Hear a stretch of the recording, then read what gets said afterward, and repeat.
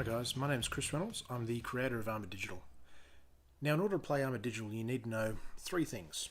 How to move, how to shoot, and the turn sequence. And then you're pretty much right to go.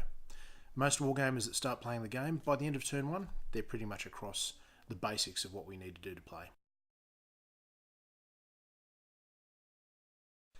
Movement is very simple in Armored Digital. We'll use these three tanks and the Move Orders card. Each of these tanks has a different mobility stat, as shown on the unit stat cards.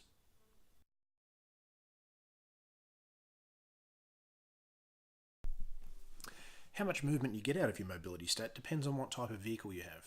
In the basic game, everything is a tank, which means it has a mobility factor of 3. Every point of mobility stat moves you 3 inches across the table. There are walkers, hovercraft and aircraft planned for later in the game, and each of these are going to have a different mobility factor, allowing them to move either further or less distance for every point of mobility they have.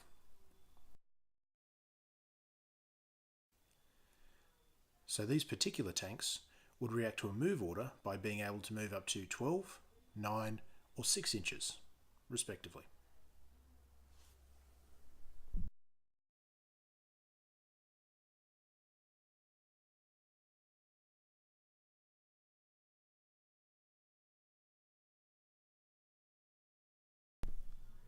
Now what if we played a red line card instead of a move order card? What this does, it adds +1 to your mobility, so it's going to increase the movement distance for a tank by 3 inches. However, there's a chance that you're going to burn out your engine somewhat, so at the end of your move you have to roll a d6, and on a 6 you take 1 point of mobility damage, which permanently reduces your mobility stat by 1. You can also take mobility damage from attacks, from crossing terrain, and from other orders cards. Whilst damage can be repaired under certain circumstances, this effect remains with you so long as there's that damage token next to the vehicle. You don't have to move only in a straight line either. You can bend your tape measure so that you can go around any obstacles and keep your vehicle in open terrain. The only key consideration you have to keep in mind is that no part of the vehicle can move further than its movement range for that particular order, be that 6, 9, 12, 15, however many inches it may be. And lastly, terrain. In Armored Digital we categorise terrain one of 5 ways. It's either open, impassable, obstacles, soft or extreme terrain. Open and impassable should be fairly obvious. Obstacles is anything like vertical rocks or trees or anything that your vehicles have to dodge in between or move around. Soft terrain is soft sand, snow, mud, marsh, any of that sort of thing that might bog down any vehicle that's physically grounded in it. And extreme terrain is anything with a severe slope that vehicles can still traverse or broken ground that they have to cross. Each type of vehicle will handle terrain differently.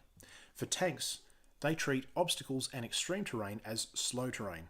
This reduces their mobility stat by 1 for the duration of that order, no matter how many times they go through different pieces of terrain. And at the point that they enter terrain, they roll a d6. On a 6 they suffer a point of mobility damage. This represents them either damaging their wheels, their tracks, or getting wedged in between trees, or running their engine so hot that they actually burn it out. This can permanently reduce your mobility as you go through the terrain, and you test every time you enter a new piece of terrain.